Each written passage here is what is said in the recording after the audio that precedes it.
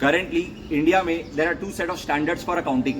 One is accounting standards and the other one is Indian accounting standards, that is Ind AS. CA inter के new syllabus में सारा का सारा accounting standards अपने syllabus में है. Ind AS हम लोग पढ़ने वाले हैं CA फाइनल के सिलेबस में. सो गाइस, CA इंटर के सिलेबस में अकाउंटिंग स्टैंडर्ड्स तो सारा है ही. इसके साथ ही कुछ कंपनी अकाउंट्स के चैप्टर्स भी है और ब्रांच अकाउंटिंग भी है. मार्क्स का डिस्ट्रीब्यूशन अगर हम लोग समझें तो accounting standards will cover around 70% of the syllabus. 20% will be covered by some company accounts का chapters and 10% will be covered by branch accounting.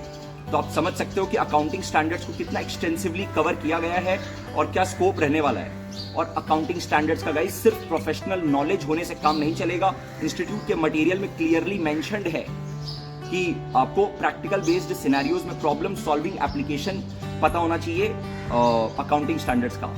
अपने अपकमिंग वीडियोस में अकाउंटिंग स्टैंडर्ड का एप्लीकेशन समझने वाले हैं छोटे छोटे वीडियोस के थ्रू.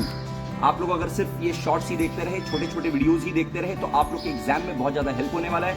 आप लोग को अकाउंटिंग स्टैंडर्ड्स का प्रैक्टिकल एप्लीकेशन का की पॉइंट्स समझ में आएगा जो आपको एग्जाम में डेफिनेटली हेल्प करेगा. और एक क्वेश्चन दिमाग में आता है कि sir why is there two set of standards for accounting standards and Ind AS. तो गाइज, जितनी भी बड़ी बड़ी कंपनियां हैं आज के दिन अपने कंट्री में, उनको अप्लाई करना पड़ता है इंड एएस.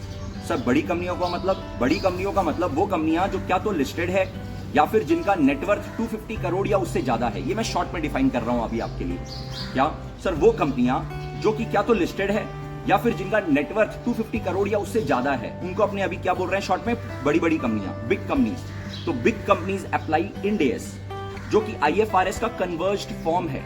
आज के दिन वर्ल्ड में करेंटली अराउंड 150 कंट्रीज ऐसी है जो IFRS फॉलो करती है. क्या तो एज इट इज IFRS या कन्वर्ज्ड फॉर्म ऑफ IFRS.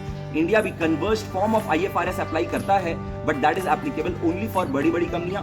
बाकी जितनी भी छोटी कंपनियां हैं और जो नॉन कंपनीज है जैसे कि प्रोप्राइटरशिप फर्म, पार्टनरशिप फर्म, इन लोगों को अकाउंटिंग स्टैंडर्ड्स अप्लाई करना पड़ता है. तो guys, keep watching, keep learning accounting standards के छोटे छोटे पॉइंट्स, की पॉइंट्स जो प्रैक्टिकल एप्लीकेशन के लिए बहुत ही इंपॉर्टेंट है.